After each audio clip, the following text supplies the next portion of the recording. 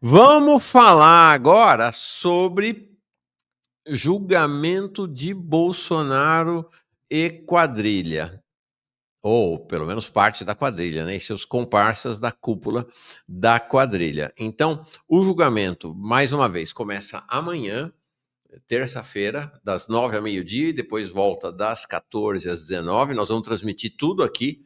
Então, de manhã, no Manhã Brasil, e à tarde, até às 19, com Eribaldo. Na quarta, só de manhã, das 9 ao meio-dia, e na semana que vem, na terça, de 9 ao meio-dia, e depois das 14 às 19. Na quarta, das 9 às 12, e na sexta, das 9 às 12. Tudo que é 9 às 12 vai estar aqui no Manhã Brasil. Das 14 às 19 com o Eribaldo. É claro que se o julgamento não acabar, eles vão estender. Mas a expectativa é que acabe. Então, eu chamei aqui o Antônio Macruz, que teve uma vez com a gente, o advogado Antônio Macruz fez o maior sucesso, para dar uma aula de julgamento, do julgamento do Bolsonaro e da cúpula do golpe no STF. Antônio, muito bem-vindo. Como está você? Bom dia, agora foi? Agora deu, tá ótimo. Perfeito.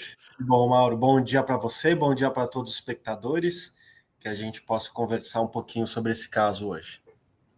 Muito bem-vindo. Vamos conversar, sim, o que a gente combinou, Antônio.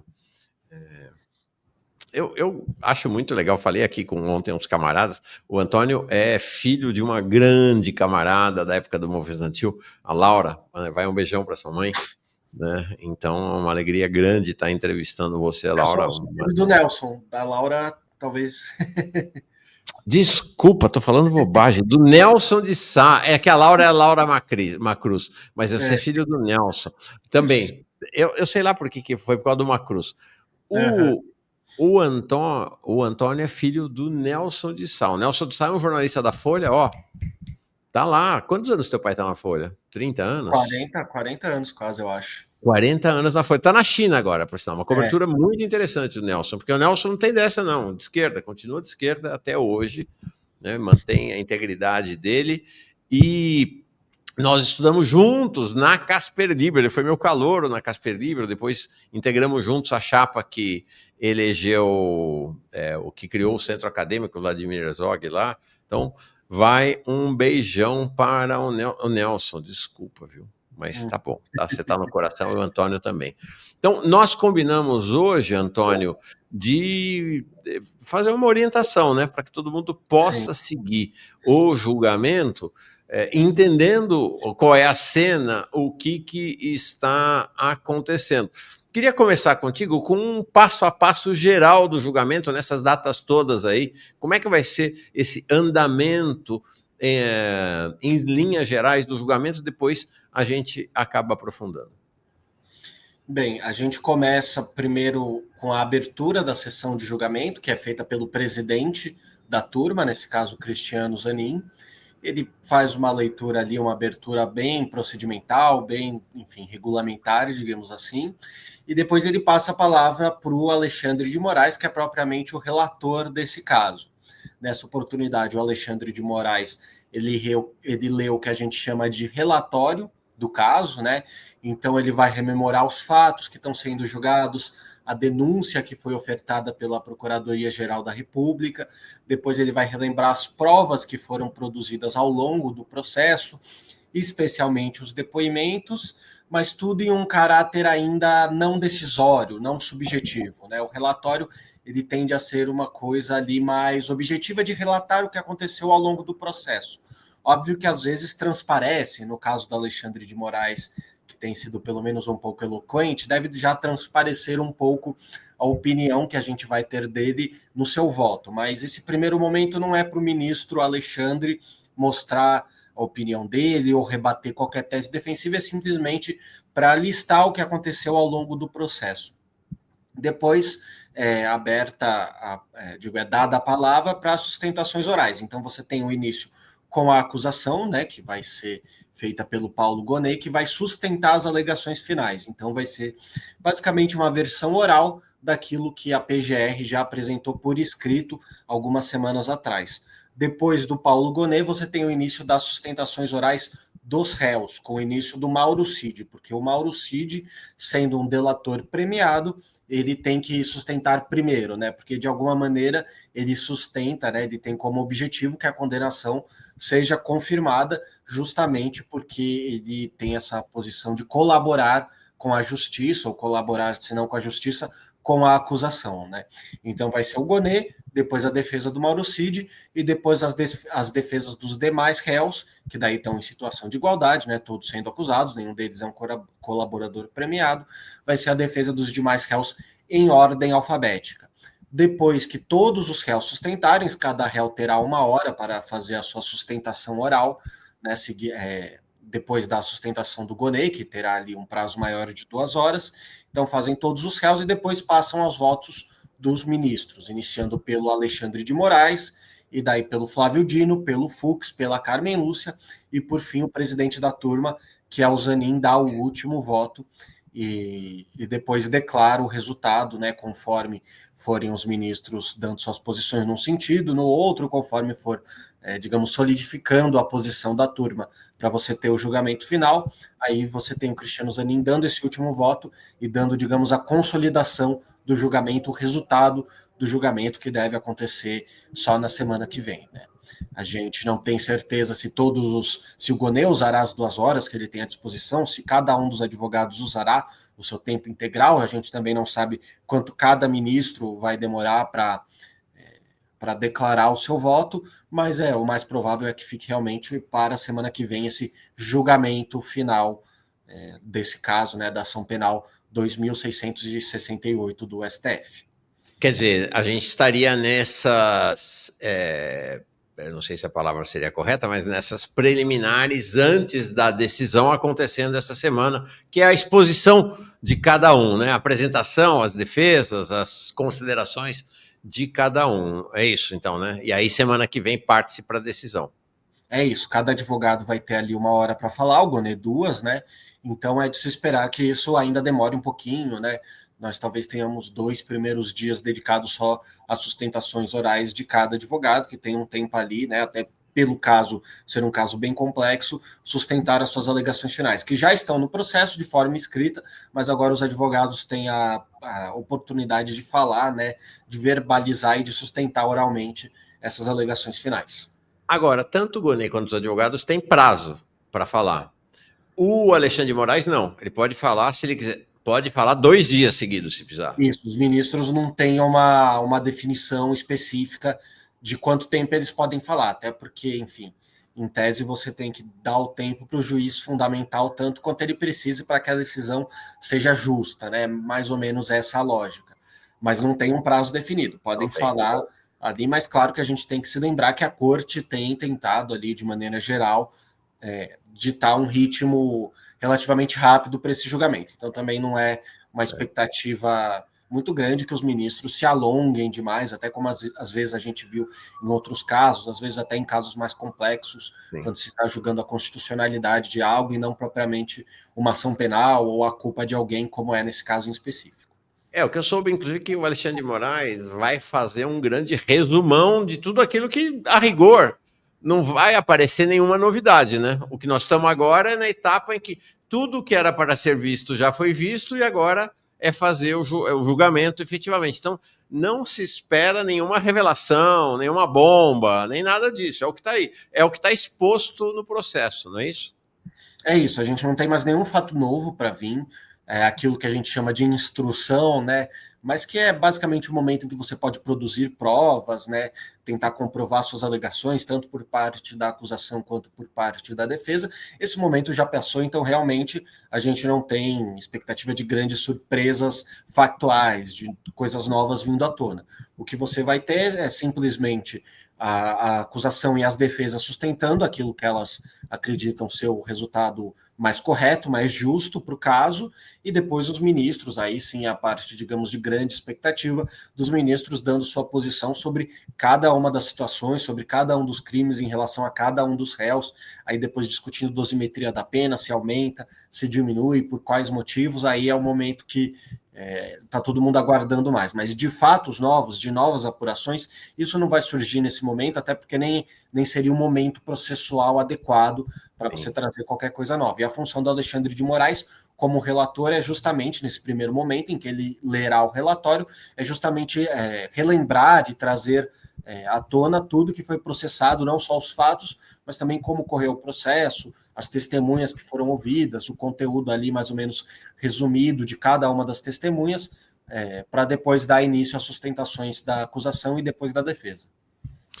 O que eu ouvi aqui em Brasília é que, por conta disso, o Alexandre de Moraes tentará fazer um grande resumão. Então, a ideia dele... Porque, assim, quem está tocando, né, quem está tocando fogo para andar aceleradamente essa fase final tem sido o próprio Alexandre de Moraes, né? Então, não seria ele alguém que vai estender, né, fazendo lá um relatório com um dia inteiro, 2 dias de duração, né? Que a tendência dele é, de fato, apresentar uma peça que seja cabal, mas, ao mesmo tempo, o mais enxuta possível, né?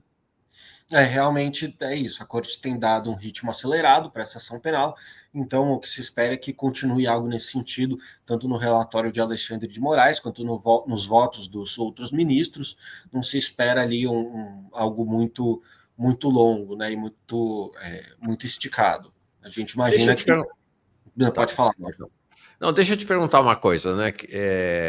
Por exemplo, não, a pergunta é: quando o Alexandre de Moraes apresentar o relatório, ele já dá o voto dele junto com o relatório, ou seja, ele já indica quem ele acha que deve ser condenado, quem que ele acha que deve ser inocentado e qual a pena que ele propõe para cada um? Não, esses são momentos separados, diferentes do julgamento. Não, são momentos efetivamente separados, né? Primeiro, o Cristiano Zanin, ele vai abrir a sessão como presidente da turma, o Alexandre de Moraes em seguida recebe a palavra, faz o relatório, e daí depois você tem todas as sustentações, e só depois de todas as sustentações que você vai ter o voto do Alexandre de Moraes, é o primeiro, porque ele é o relator, e depois seguido pelos outros ministros. Então a gente, para saber exatamente o que o Alexandre de Moraes entendeu e qual pena ele entende como aplicável para cada um dos acusados, só depois de todas as sustentações. Então também é possível que isso fique para a semana que vem, a depender de como correrem as coisas nos próximos dias. Ou seja, o voto efetivamente do Alexandre de Moraes, que é diferente do relatório do Alexandre de Moraes, é o que você está nos explicando, acontece na sexta, na hipótese mais acelerada, ou terça ou quarta da semana que vem. Né? Essa é a projeção que a gente faz. E aí, se eu entendi assim, fala o Alexandre de Moraes, fala os advogados, fala o Gonê, aí vota o Alexandre de Moraes. Só depois disso tudo acontecido é que os outros ministros julgadores é que vão falar, de fato, né? Até lá eles vão ficar só assistindo. Vão ficar só assistindo. Óbvio que a gente pode ter, às vezes, uma questão de ordem, às vezes um ministro pode pedir a palavra para comentar ou tentar entender determinado ponto da sustentação oral. Quem acompanha o julgamento, por exemplo, desde o começo, vai lembrar que você teve ali as primeiras sustentações orais dos advogados em relação à denúncia, a denúncia ser aceita ou não, esse processo ser iniciado ou não, e nesse momento, alguns ministros, depois de uma sustentação oral, pediam esclarecimento sobre um ponto, sobre um outro, às vezes até já retrucando. Teve um momento que ficou muito destacado da ministra Carmen Lúcia, questionando um ponto da defesa que dizia que a ABIN teria legitimidade para fiscalizar as eleições, né? Isso foi dito por um dos defensores envolvidos nesse caso. Daí a ministra Carmen Lúcia pede a palavra justamente para questionar esse ponto. Então, intervenções assim, pontuais podem acontecer, mas para a gente saber o voto mesmo de cada um dos ministros, aí vai ser só depois de todas as sustentações orais que virão depois do relatório e depois também do próprio voto do Alexandre de Moraes. Eu vi aqui que a ordem dos votos vota o Alexandre de Moraes, tá? Depois do voto do Alexandre de Moraes vem o Flávio Dino, depois a Carmen Lúcia, depois o Luiz Fux, e aí o último voto, claro, do presidente da Câmara, né? Então, não, desculpa, errei aqui. É Flávio Dino, Luiz Fux, Carmen Lúcia e, por último, o Zanin, por ser o presidente. É sempre o voto final, eventualmente até um voto de desempate, se precisar. Essa ordem, por que é? Então, você tem o relator e tem o presidente, tá claro. Os outros entram por antiguidade. Qual é a ordem da votação? É por antiguidade. Então, você tem definido o relator começa e o presidente termina, os demais são ordenados segundo a antiguidade. Então, o Flávio Dino é o mais recente, depois o Luiz Fux e, por último, a Carmen Lúcia, do STF. Uma questão é o voto do Luiz Fux, né? Tá aqui o Alcindo, está sendo uma... Tem muito pouca coisa para acontecer, assim, de grandes novidades. Todo mundo sabe que eles vão ser condenados, vamos falar depois um pouco das penas, tá tudo mais ou menos no script, né? Uma das coisas que não se sabe é o comportamento do Luiz Fux, né, se ele vai ou não pedir vistas. Todo mundo espera que ele tenha um voto divergente dos demais, mas a grande questão nesse momento é se ele vai pedir vistas ou não. A informação que sai do Supremo é que tem um acordo lá pelo qual ele não pedirá vistas, porque pedir vistas significa empurrar para frente, né? Teria aí 3 sessões, eu acho, em que ele retardaria, poderia eventualmente jogar até o final do julgamento para o ano que vem.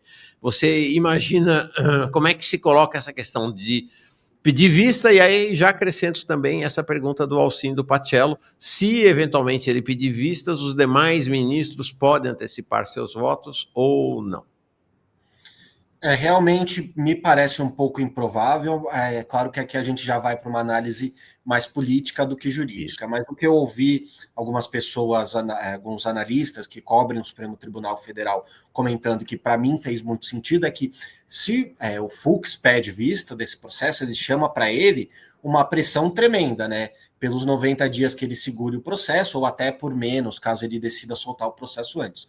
Então, ele chamaria a atenção do processo, talvez mais importante do Brasil hoje, e colocaria todos os olhares da opinião pública e dos agentes políticos em cima dele, tanto de pessoas que querem a condenação do Bolsonaro, quanto de pessoas que são contra.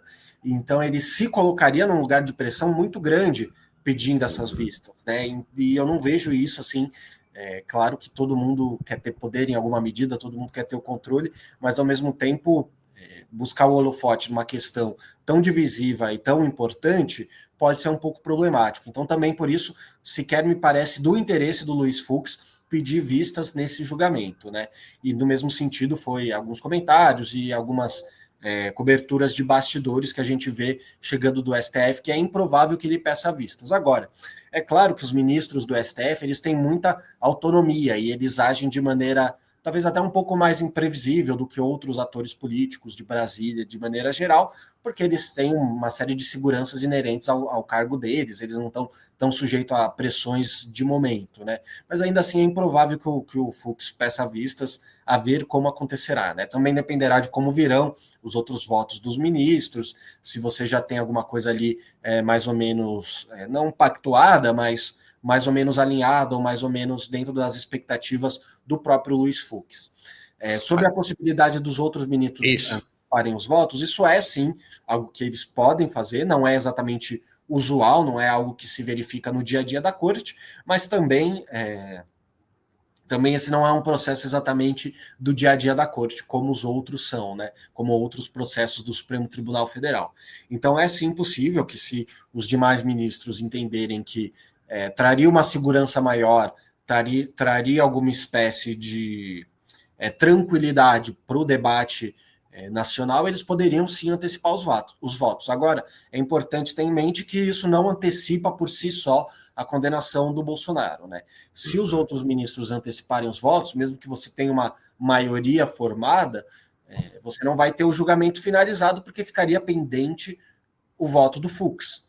Então você teria também que aguardar o fim dessas vistas para que o Fux devolvesse o processo junto com o seu voto, junto com o seu posicionamento final, para que você pudesse encerrar o processo e depois entrar com eventuais recursos que coubessem, e só daí você ter o julgamento finalizado, para você ter a execução das penas, os réus condenados serem efetivamente presos. Então, mesmo que houvesse o adiantamento dos votos, as vistas do Fux, eventualmente, se acontecessem, atrasariam a condenação Sim. E o cumprimento de pena.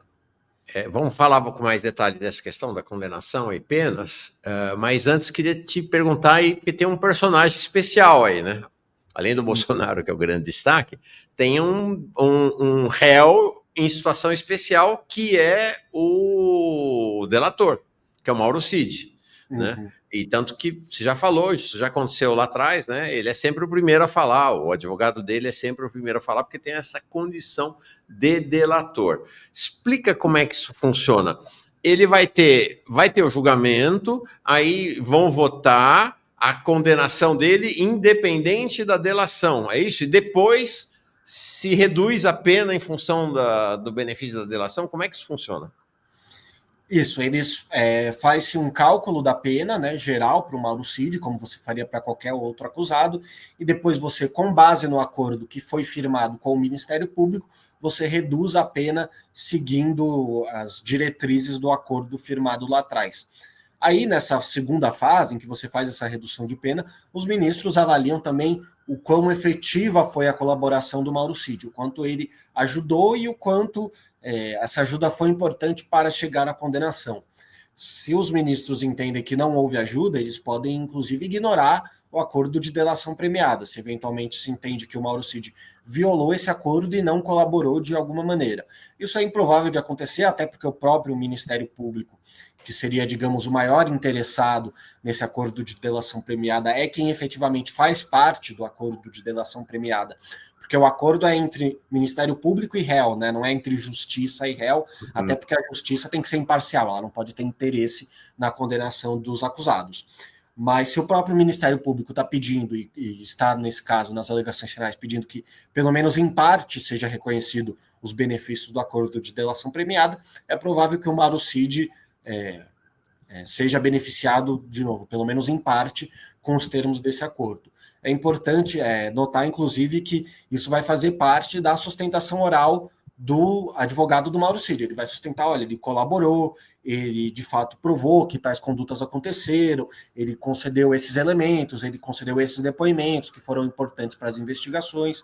Então isso vai fazer parte da sustentação oral do advogado do Mauro Cid, justamente porque ele está tentando, digamos, a maior redução possível para o seu cliente, está tentando demonstrar que foi efetivamente positiva a colaboração do Mauro Cid, até por isso ele fala primeiro, porque em certo grau ele sustenta também que os outros réus têm que ser condenados, porque ele está sustentando que a colaboração foi efetiva por parte do cliente dele. Uhum. Agora, na hora que cada um, Moraes e os demais juízes, forem dar o seu voto, lá na frente, então eles já vão dizer condena ou inocenta, vão pedir condenação todo mundo, a gente já sabe disso, e aí nesse voto ele já propõe a pena de cada um nesse momento do voto, e já falam também em relação ao Mauro Cid, que eles propõem de abatimento, ou isso, como é que são esses momentos aí? Então, existe uma certa maleabilidade, né? Eu já vi casos em julgamentos no Supremo Federal que eles fazem, cada ministro votante declara o seu voto em relação a um aspecto daquele julgado. Nesse caso, não tem indícios que isso vai acontecer. Então, o mais provável é que cada ministro dê o seu voto, digamos, na íntegra. Então, cada ministro fale da situação de cada um dos crimes para cada um dos acusados, apontando se deve ser condenado ou não, né? Primeiramente se faz essa análise, né? Você analisa se deve ser condenado ou não, e depois, se você entender que deve ser condenado, você passa por o que a gente chama de dosimetria da pena, que você considera uma série de circunstâncias ligadas ali ao crime para aumentar aquela pena ou diminuí-la, a depender de cada circunstância, de cada apontamento que é feito por cada ministro. Então, a expectativa é que cada ministro dê o seu voto, digamos, de maneira integral. Primeiro, batendo em questões preliminares que foram levantadas pela defesa, questões de incompetência, por exemplo, que foram levantadas por algumas defesas. Depois vem para essa parte analisar propriamente o mérito da causa, como nós chamamos, que é analisar se cada acusado tem que ser absolvido ou condenado por cada um dos crimes e depois parte para essa dosimetria. Essa será mais ou menos a estrutura do voto de cada um dos ministros, que deve dar de forma integral. Aí depois, se surgir eventualmente um ponto de discordância, pode-se retomar uma questão para tentar ter um entendimento conjunto, né, não necessariamente uníssono, mas pelo menos majoritário para cada uma das questões, até porque tem muitas questões que podem ser avaliadas e pode ter posicionamentos diferentes, que não é necessariamente só fazer uma média aritmética de cada um dos posicionamentos, às vezes exige uma conversa, né, e um delineamento um pouco mais preciso para você poder chegar nessa decisão final e numa pena definitiva para cada um dos acusados. Acho que esse pode ser um dos temas, vamos olhar depois cada um dos crimes tipificados e as penas, que pode até fazer, minha impressão, posso estar enganado, Antônio, o julgamento se estender mais, porque eu já vi em outros julgamentos do STF, por exemplo, vou lá pegar, tentativa de golpe de Estado, pena mínima de 4 anos e pena máxima de 12. Aí vai lá o Alexandre de Moraes e fala, Bolsonaro, pena máxima, 12. Aí vai o Flávio Dino e fala, não, 8. Aí vai o Fux e fala, não, pena mínima, 4. Então, porque é o que você falou, né? Eles não vão somar, dividir por 3 ou dividir por 5 e a pena fica sendo a média. Vai ter que construir um acordo de consenso ou, no mínimo, de maioria. Então, esta negociação, vamos dizer assim, do tamanho das penas pode levar a estender um pouco o julgamento, né? Você ter sessões só para discutir isso, né? Sim, realmente é uma coisa que pode levar um pouco a estender. Imagina-se que já haja ali algum direcionamento, talvez até alguma tendência, pelo menos em relação a alguns ministros, de proferir o famoso acompanhe o relator, né? Que é algo que nós advogados, qualquer pessoa que cobre bastante direito, vê bastante, né? Que é quando um julgador, aí não precisa nem ser os ministros do STF, pode ser desembargadores do Tribunal de Justiça aqui de São Paulo. Eles também estão ali no julgamento, mas eles simplesmente declaram que acompanham o relator, no sentido que acompanham o voto e as razões de decidir daquele que está relatando o caso, né? Obviamente que nesse caso os votos do ministro não serão tão sucintos, né? Ninguém vai simplesmente declarar que acompanha o Alexandre de Moraes, mas ele pode exibir ali a sua própria fundamentação para ao final dizer, olha, eu acompanho o relator. A questão aqui nesse processo é que são muitos acusados e cada um deles precisa ter a sua pena individualizada. Claro que a gente presta muito mais atenção no Jair Bolsonaro, eventualmente em outros personagens que nos chamem mais atenção, como o Braga Neto, que foi candidato a vice, mas cada um deles precisa ter a pena individualizada e isso precisa acontecer para cada um dos crimes. Então, a quantidade, digamos, de discordâncias que eventualmente podem existir são múltiplas. Então, é algo que pode sim atrasar o julgamento, mas a minha expectativa é que já haja alguma concordância ou algum nível pelo menos de diálogo entre os ministros para que você não demore demais, porque realmente se você começa a pensar em todas as possibilidades de discussão que podem surgir, aí realmente vai até o infinito. Claro. Bom, e tem uma questão também, né? Porque aí você, por favor, tape seus ouvidos de advogado ou de alguém do universo da justiça para esse comentário aqui. Que é o seguinte, né, gente? É um julgamento histórico. Então, a Carmen Lúcia, o Flávio Dino, todos eles vão querer que o seu voto passe a história. Então, ninguém vai vir com essa, acompanhe o voto do relator. Todo mundo vai querer se apresentar, que aí vai fazer corte do voto, vai para os livros para serem estudados nas faculdades. Então, tem uma coisa ali, não só do ego, quanto da construção da jurisprudência e do pensamento jurídico nacional. Então, acho que todo mundo vai querer entrar falando de fato, né? Acho que é normal, inclusive, né? Que assim seja, né? Sim, é um pouco essa questão, né? O destaque de você estar ali naquela posição enquanto ministro, mas também essa pressão para a gente não exceder o tempo, para a gente não ter muitas. Quando eu digo a gente, é entre eles, né? Enquanto ministros, não ter muitas discordâncias para não atrasar demais o julgamento, com a exceção sendo principalmente o Fux, né? Que já delimitou várias posições que ele tende a ser divergente, mas em geral você tem esse clima, digamos, mais ameno, mais de concordância entre os ministros, com essa ressalva de que é o momento também deles darem um voto que será histórico, querendo ou não, será um voto histórico, que se está julgando um ex-presidente. A gente tem lido nas mídias de que esses são os crimes, né? Eu tenho a impressão que o único que é diferente dos demais é o ramagem. que não está, por exemplo, não está em dano qualificado e deterioração do patrimônio tombado, mas os demais todos estão enquadrados em todos esses crimes, né? Os mais relevantes: tentativa de abolição violenta do Estado Democrático de Direito, pena de 4 a 8 anos, tentativa de golpe de Estado, 4 a 12, aí vem participação em organização criminosa armada, no caso nem é o PCC aí, né? Pena de 3 anos a 8, mas pode chegar a 17, com agravante de uso de arma de fogo e participação de agentes públicos. Dano qualificado, 6 meses a 3 anos, e deterioração de patrimônio tombado, 1 ano a 3 anos máxima. As contas que têm se feito nas mídias, está pegando todas pelo máximo, né? Então, dizendo, ó, as penas podem chegar somadas, né? O Bolsonaro pode ter uma pena de 43 anos. Explica um pouco aí essa questão da dosimetria da pena, como é que se avalia isso? Você acha que, de fato, esta ideia de que pode chegar a 43 é uma ideia realista, ou também tem um objetivo de alimentar mais o interesse pelo julgamento? Eu acho que existe, obviamente, um componente político de muitas pessoas que têm um ressentimento do Bolsonaro e que desejam para ele a pena mais alta possível. Obviamente, não só para ele, né, mas para os aliados dele que estão envolvidos nessa ação penal também. Então, acho que tem um componente disso. Tem um componente, claro, de espetáculo, que daí a própria mídia, às vezes, incentiva, né, de pensar, nossa, o cara pode ficar preso 40 anos, mas a gente precisa se ater, eu acho que, alguns fatores de como funciona a nossa justiça penal. Primeiro, é importante dizer que depois que os ministros declararem determinada pessoa culpada por determinados crimes, ao fazerem isso que a gente chama de dosimetria da pena, que é o cálculo, os aumentos, as reduções que se aplicam àquele caso específico, eles partem sempre da pena mínima. Eles sempre começam da pena mínima e daí eles vão dando aumento, se for o caso eles dão diminuição.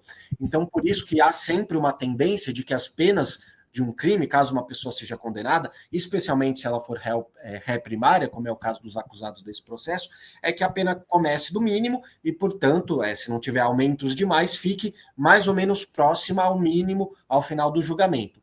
Nós temos algumas questões, por exemplo, nesse caso, há várias possíveis causas de aumento, uma que atinge especificamente o Bolsonaro e não os demais réus, o agravamento da pena por o Bolsonaro ser considerado, segundo a acusação, líder dessa organização criminosa. Então, por exemplo, só isso é um aspecto que poderia aumentar a pena dele mais ou menos de maneira considerável, e isso vai se somando, porque a acusação também é de que os crimes aconteceram no que a gente chama de concurso material.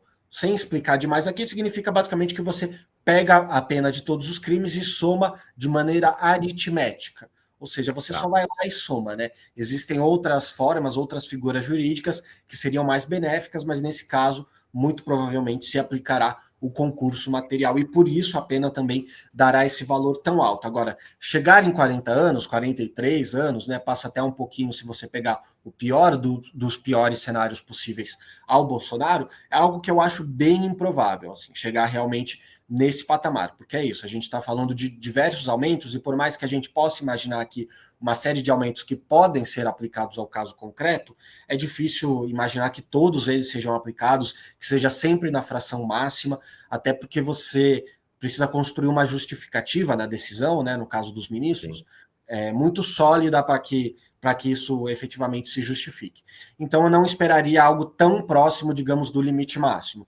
Talvez algo ali um pouco mais perto do meio termo. Óbvio que tem pressões políticas, né? Muitos aliados do Bolsonaro, percebendo que a condenação já é basicamente dada, tentam conversar no sentido de levar o Supremo por uma pena menor, uma pena reduzida, né? Existe a questão também de que pode ter absolvição em relação a alguns crimes, né? São 5 crimes ali que estão sendo acusados, com exceção do Ramagem, que por ser deputado federal não foi incluído no dano qualificado e na deterioração do patrimônio tombado, mas são 5 crimes para todos os outros réus. Então você pode ter eventualmente absolvição em relação aos outros crimes, ou se não absolvição, você pode considerar, de repente, no julgamento que alguns desses crimes, eles, na verdade, foram absorvidos por outros dos crimes, né, pelos crimes mais graves. Existe essa figura dentro do direito penal de que se um crime é cometido como crime meio para que outro crime chegasse ao final, esse crime meio ele pode ser absorvido, melhor dizendo, pelo crime principal. Então existem figuras que também podem diminuir a pena. Mas se o Bolsonaro for condenado por todos os crimes que a gente tem na denúncia e que tem nas alegações finais, é difícil que ele fique com uma pena, digamos, menor que 20 anos, né? Eu fiz aqui as minhas contas, e daí existem algumas questões que podem mudar de uma conta para outra, mas, assim, a pena mínima, se o Bolsonaro for condenado por tudo que ele foi acusado, seria ali na casa dos 14 a 15 anos, né? Dos outros réus um pouquinho mais baixo, justamente porque eles não são apontados como líderes dessa organização criminosa. Uhum. Eu estou conversando com o advogado Antônio Macruz de Sá, que está dando uma aula para nós sobre o julgamento que começa amanhã. Talvez a gente peça uma segunda aula aí, de repente, da virada dessa semana para outra. Podemos até já deixar meio que pré-agendado, se você puder, na outra segunda, para fazer um balanço do que foi a primeira semana do julgamento e aí, para nós, traçar as perspectivas da segunda semana. Acho que seria bem interessante para nos instruir e orientar. Antônio, deixa eu te perguntar outra questão, que é agora como é que é essa coisa do recurso? Eles estão sendo julgados pelo STF. Né? E aí tem a questão, né? Quando você está julgado na primeira instância, você recorre para a segunda, quando você está na segunda, você recorre para a terceira, e assim vai. Só que eles já estão na instância máxima. Eles podem apresentar recurso que postergue a aplicação da pena, eles podem apresentar recurso para o pleno do Supremo, que seria a única instância em tese superior, eles podem apresentar recurso para a própria primeira turma. Como é que isso funciona? Então, as possibilidades dos acusados nesse processo são bem limitadas se comparado com a maioria dos processos, justamente porque começa na primeira instância e depois você tem uma série de recursos. Os acusados, por exemplo, não vão poder fazer o que a gente chama de recurso de apelação, que é o recurso mais comum, existe não só no processo penal, existe também em várias outras áreas do processo brasileiro, mas, por exemplo, é o recurso mais comum em que você pode efetivamente discutir o mérito, né? Então, a apelação possibilitaria aos acusados discutir novamente se eles devem ser condenados ou não, e isso não será possibilitado às defesas, inclusive é um dos motivos de grande crítica a esse julgamento, por ausência do que seria o duplo grau de jurisdição, né? Mas o fato é que não será possível aos réus terem acesso a esse recurso de apelação. Eles vão ter basicamente duas opções, ou digamos uma opção e talvez uma segunda para discutir alguns pontos. A primeira é o que a gente chama de embargos de declaração. Embargos de declaração são recursos que, na prática aqui de advogado, são recursos tecnicamente simples, justamente porque você não discute o mérito, né? Você não discute o central da discussão das pessoas serem absolvidas ou condenadas, se você tinha prova suficiente, se você não tinha. Você não discute grandes teses jurídicas em embargos de declaração. Eles servem simplesmente para você apontar na decisão algo que o órgão julgador, né, nesse caso a primeira turma, ou não se pronunciou e deveria ter se pronunciado, ou então algo que foi um erro da decisão, né, um erro de direito, por exemplo, se algum ministro falar que existe determinada prova nos autos que não existe, ou que determinada coisa aconteceu de uma maneira e, na verdade, aconteceu de outra. É basicamente para corrigir erros pontuais na decisão. Óbvio que erros pontuais, quando eles são corrigidos, eles podem levar, se for algo central, a uma mudança da decisão. Então, é sim um recurso que, teoricamente, tem o potencial de mudar a decisão de uma condenação para uma absolvição ou para uma eventual redução de pena. Contudo, isso é relativamente raro, justamente porque esse recurso só te dá poder, só te dá capacidade, enquanto defesa, de discutir questões, de novo, muito pontuais, ou erros ou omissões, para ser de maneira assim, bem sucinta, não é exatamente essa explicação técnica, mas é basicamente isso. Algo que o tribunal devia ter se manifestado, devia ter emitido uma opinião e não emitiu, ou algo que o tribunal eventualmente se posicionou de maneira objetivamente errada, citou um fato que não aconteceu, citou uma prova que não existe nos autos, algo que seja assim bem gritante. Óbvio que os advogados eles podem entrar com esse recurso, ainda que não tenha nenhum erro digamos, gritantes dessa forma, simplesmente para atrasar o julgamento, que é algo que está abarcado, inclusive, na ampla defesa, faz parte do exercício normal da advocacia. Contudo, é isso que eu disse, é algo que dificilmente mudaria o julgamento mudaria o resultado final do julgamento, de uma condenação para uma absolvição ou até uma redução de pena.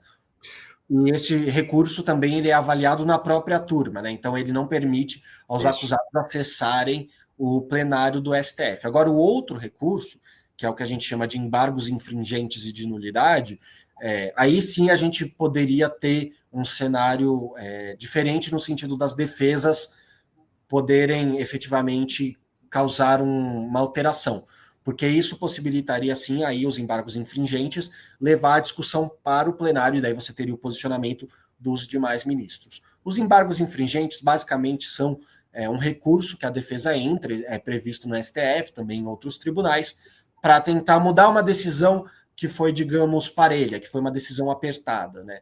Agora, qual que é a questão dos embargos infringentes? Eles só podem acontecer quando você tem uma discordância entre ministros e, segundo a jurisprudência mais recente do STF, os embargos infringentes em ações penais que começam no STF, eles só cabem quando você tem uma discordância, no caso de uma turma, de pelo menos 3-2. A discordância de 4-1, que aí é mais ou menos esperada por causa do Fux, ela não é suficiente. Isso, inclusive, veio à tona em outros julgamentos ligados ao 8 de janeiro e à tentativa de golpe, que foi, por exemplo, o caso da mulher que pintou a estátua na frente do STF com batom. Tentou-se entrar com embargos infringentes, mas o relator, Alexandre de Moraes, disse que a divergência, por ser apenas de um voto, não caberia, e daí ele traz a jurisprudência do STF nesse sentido, em diversos outros casos. Então, esses embargos infringentes, que seriam o que daria mais possibilidade para a defesa buscar um resultado diferente, que possibilitaria a defesa levar o julgamento ao plenário, ainda que só em parte, né? Porque você pode ter uma decisão de 3-2 para uma dosimetria específica de um crime de um dos réus. Se a discordância de 3-2 for só nesse ponto, o embargo infringente só pode discutir esse ponto, e não um processo como um todo, né? Só esse processo que houve essa divergência 3-2, digamos assim. Então, é um recurso que aí sim possibilitaria a defesa uma discussão mais prolongada, mas nesse caso é mais difícil de conseguir, porque, enfim, como vem sendo observado, os ministros estão muito bem alinhados, com exceção do Fux em alguns posicionamentos. Quer então, dizer, é difícil que aconteça, que seja possibilitado esses embargos infringentes a alguma das defesas. E aí, no caso, quem abre ou fecha a porta é o Alexandre de Moraes, em princípio, né? Quer dizer, ele que vai dizer, não aceito esses embargos infringentes aqui são irregulares, eu digo não. Mas aí os demais ministros votam também para dizer se aceitam ou não?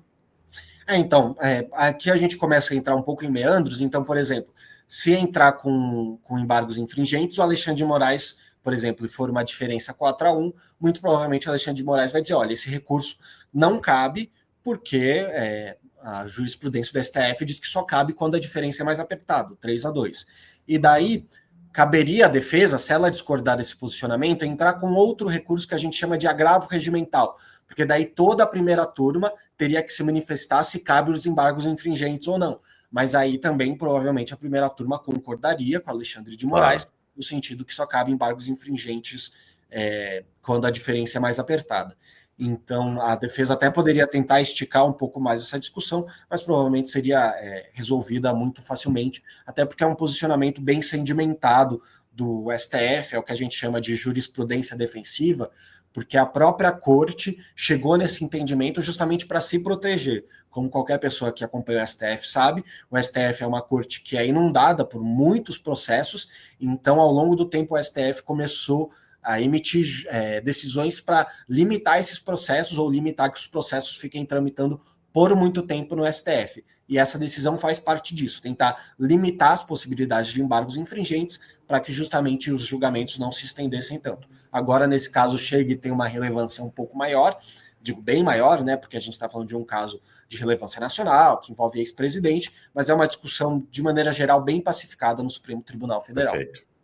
E aí dá para entender, né? Por que os advogados dos réus insistiram tanto, brigaram tanto para invalidar o julgamento na primeira turma e jogar para o plenário, onde eles imaginavam teriam maiores chances, né? E eles sabem que, na medida em que foi denegado, que não foi aceito, eles ficaram aprisionados na primeira turma, né? Não vão ter como correr para o plenário do Supremo. 3 perguntas finais, e acho que eu estou deixando para o final as perguntas que mais... Não, tem uma pergunta do José Santos sobre um assunto que eu não entendo... Bom, eu não entendo de uma boa parte desses assuntos aqui. E a revisão? Que figura é essa de revisão? A revisão criminal, imagino que seja isso que o José Santos esteja falando, ela não é tecnicamente um recurso, ela é uma ação anulatória.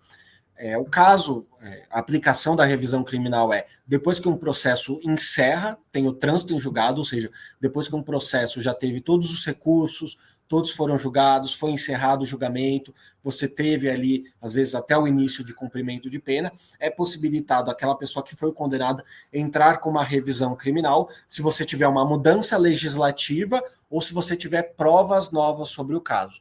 Ou seja, se houve alguma mudança legislativa que poderia resultar ou numa diminuição de pena, ou até numa absolvição daquela pessoa que está condenada, ou se você teve novas provas que também poderiam levar ou a uma redução de pena ou uma absolvição da pessoa que teve a sua condenação transitada em julgado. Mas isso só acontece após o processo e não tem o que a gente chama de efeito suspensivo, ou seja, não impede que a decisão seja cumprida. Então, é possível entrar com revisão criminal? Sim, é possível. Porém, isso não impede que a pena seja cumprida, né, que se dê início ao cumprimento da pena, e também dependeria justamente disso, de uma mudança legislativa, de uma nova prova que pudesse ensejar a mudança na situação de alguma pessoa eventualmente condenada. Então, além de ser algo que me parece, pelo menos no momento, improvável que vá acontecer, até porque seria o próprio Supremo Tribunal Federal que avaliaria essa revisão criminal, também seria difícil você ter essa mudança legislativa ou essa nova prova, não seria um recurso útil para as defesas no sentido de segurar ou de impedir o início da pena.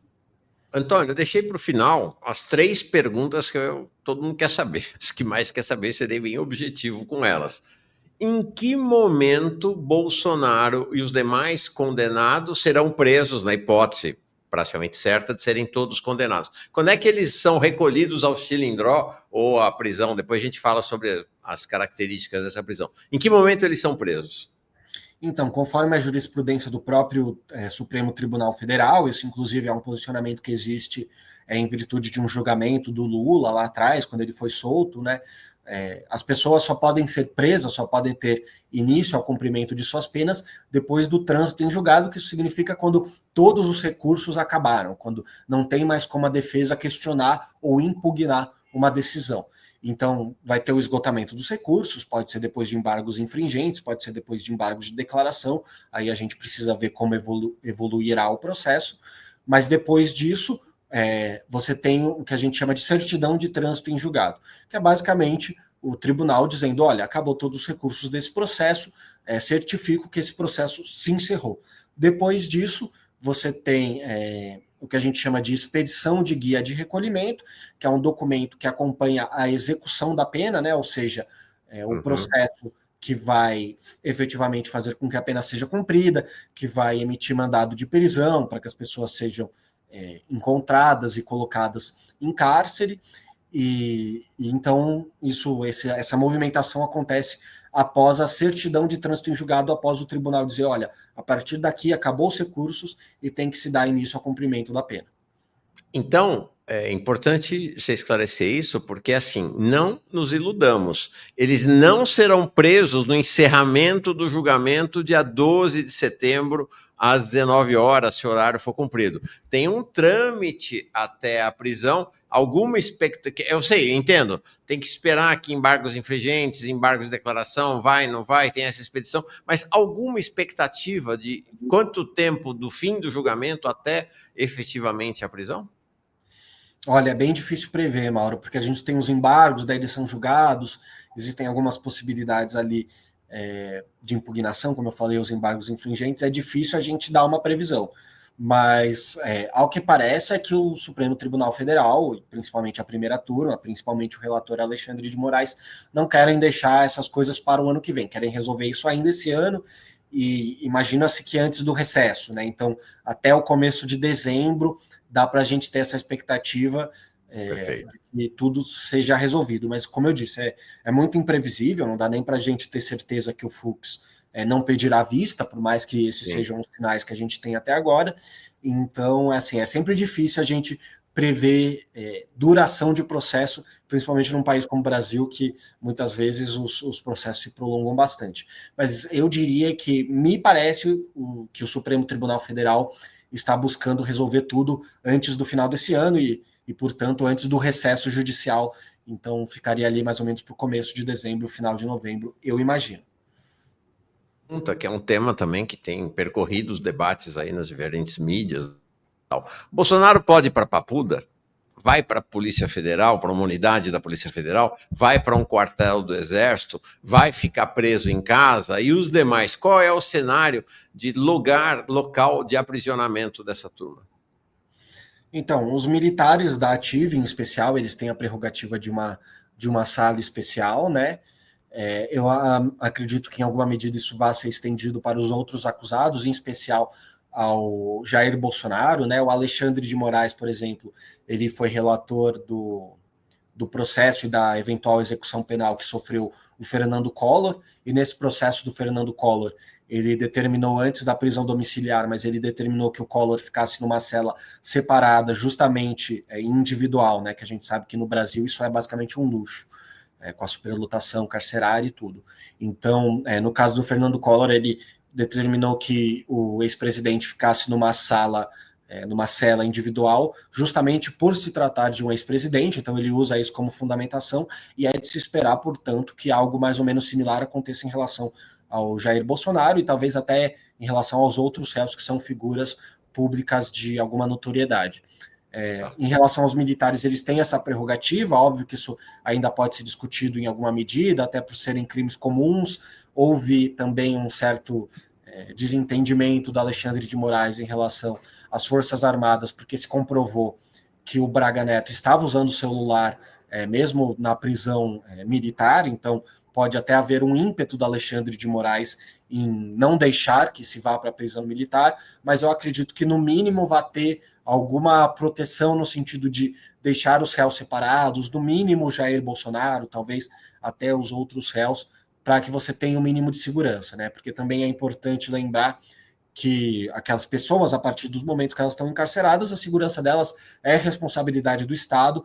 Então, se o juiz acredita que há algum fator de risco para aquelas pessoas, ele precisa delimitar ou uma cela individualizada, ou algum setor separado, ou algo nesse sentido para preservar a segurança de cada um. E como ele fez isso no caso do Fernando Collor, justificando justamente na condição de ex-presidente, provável é que algo aconteça também em relação ao Bolsonaro nesse sentido.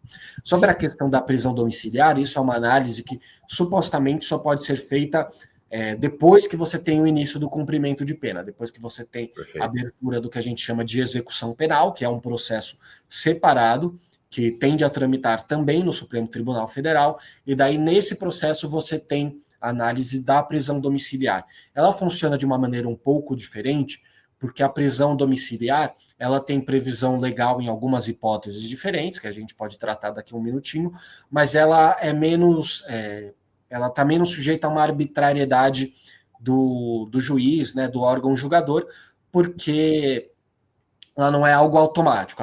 A preservação da segurança de maneira geral daquele condenado, ele é algo automático que parte do judiciário. Ele analisa a situação, diz que se há um risco à segurança da pessoa ficar numa cela comum ou num determinado presídio, o juiz pode prontamente se manifestar nos autos dizendo que tem que ficar numa cela separada, que tem que ser mandado para alguma outra unidade prisional específica. Tudo isso pode acontecer de ofício pelo juiz. A prisão domiciliar, ela precisa ter um pedido, que geralmente vem da própria defesa, e precisa se fundamentar em previsões legais específicas. Aqui que se aplicaria ao Bolsonaro seria principalmente a questão de saúde dele, né? Que a gente sabe que ele tem uma saúde complicada, e se a defesa quisesse almejar, por exemplo, uma prisão domiciliar para ele, teria que sustentar que ele corre risco de saúde no presídio e que o presídio que ele fosse eventualmente mandado não tem condições mínimas de estrutura e de pessoal para atender às necessidades de saúde do Bolsonaro, e daí isso seria avaliado aí sim no âmbito dessa execução penal. Então seria algo que seria decidido apenas mais para frente e que não poderia ser decidido, digamos, logo na condenação do Bolsonaro. Teria que ter essa provocação ou por parte da defesa, ou às vezes até acontece por parte do próprio presídio. O presídio comunica, o juiz responsável pela execução penal diz, olha, esse cara está numa situação de saúde debilitada, a gente não tem condição de atendê-lo. Perfeito. Porém, eu acho que também vale a gente ter em mente que o Alexandre de Moraes ele tem sido, sim, um pouco criativo com certas figuras, então, figuras jurídicas.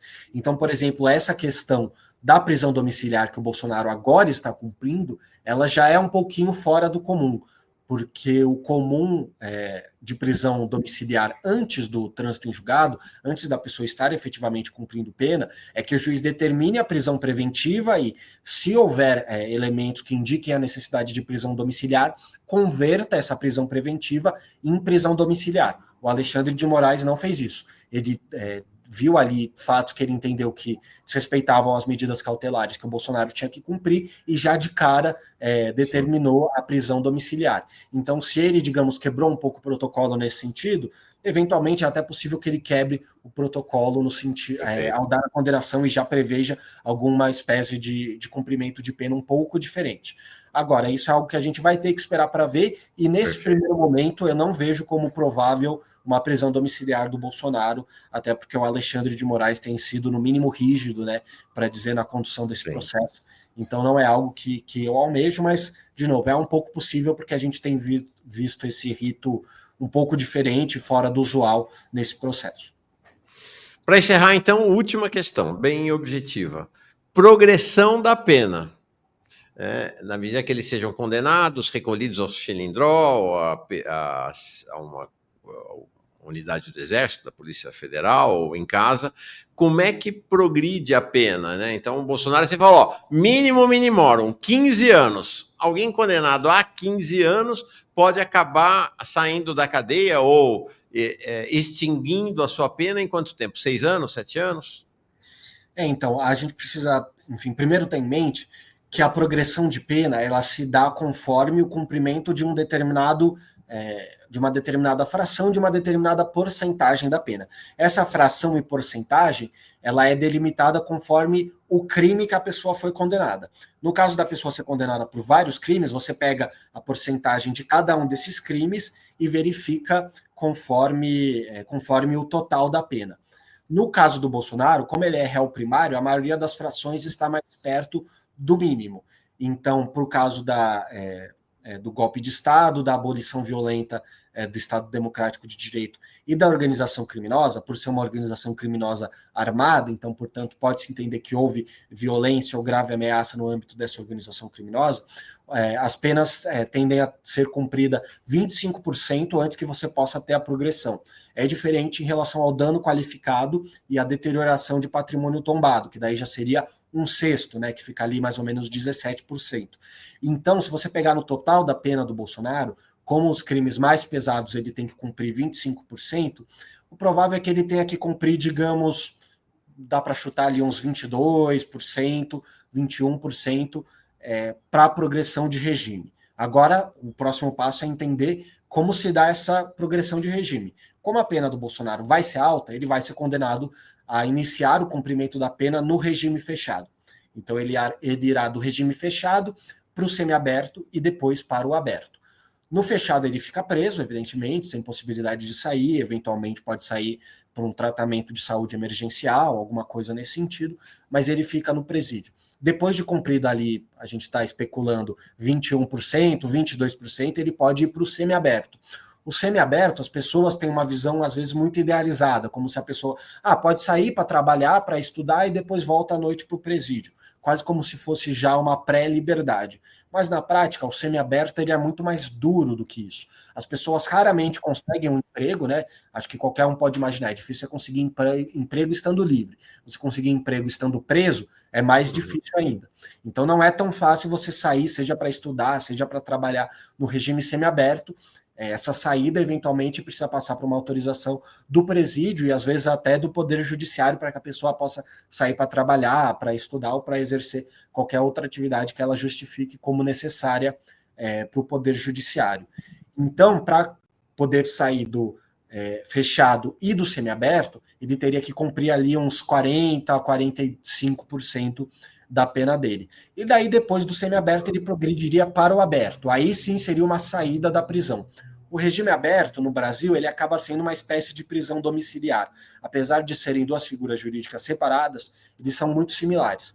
Então, a expectativa para ele, digamos, sair da cadeia e ir para o regime aberto, onde ele ainda teria a sua liberdade limitada, não ia poder sair à noite, não ia poder sair aos finais de semana, mas ficaria em casa, seria o cumprimento ali de uns 40% a 45% da pena. Então, se o Bolsonaro for condenado, por exemplo, a 20 anos de prisão, a gente pode fazer um cálculo aqui meio de padaria, que ele ficaria uns 8 anos preso, sendo 4 no regime fechado e 4 nesse regime semiaberto, possivelmente saindo para trabalhar, saindo para estudar. Obviamente que ele vai ter mais condições de conseguir uma oferta nesse sentido, sendo um ex-presidente da República, mas ainda não tem como ter certeza que ele vai ter essa possibilidade. E claro que daí o tempo que ele ficará preso depende da pena final dele. Eu estou chutando aqui algo em torno de 20 anos, mas eu não posso dizer que essa será a pena provável dele. Maior, ele vai ter que ficar mais tempo preso para cumprir esses 40%, 45% que eu estimo como tempo que ele terá que ficar efetivamente preso até poder almejar um regime semiaberto. Desculpa, o regime aberto, onde aí sim ele ficaria em casa com algumas restrições de liberdade. Claro que a gente também tem outras questões nesse balaio. Vamos supor que o Bolsonaro está se comportando mal na prisão, ele comete o que a gente chama de uma falta grave, que é uma infração disciplinar do preso dentro da prisão. Não chega a ser um novo crime, mas é uma falta disciplinar. Aí ele pode ter a sua progressão atrasada, ele pode demorar mais tempo para poder progredir se ele cometer essa falta grave. Mas, enfim, aí já são também especulações muito... Perfeito. Tá bom. Eu dei uma travada, mas já destravei. Ó, nós estamos com a vereadora Brisa Brack, vai entrar aqui com a gente direto de Natal. Mas eu quero dizer que aula sensacional. Cara, quando você for professor de direito... Você é professor de direito já, não? Não, só advogo. Me avisa, vou me inscrever no seu curso. Cara, tem uma didática realmente impressionante. Fiquei muito impactado. Se você puder, então já fica convidado para segunda-feira que vem, às 8h30 da manhã, fazer um balanço da primeira semana do julgamento e aí traçar os cenários e perspectivas para a segunda semana, a semana definitiva do julgamento. Antônio, nossa, obrigado demais, viu? Foi combinado, Mauro. Tá bom? Grande abraço. Abraço, Mauro. Tchau, tchau. Boa semana. Tchau.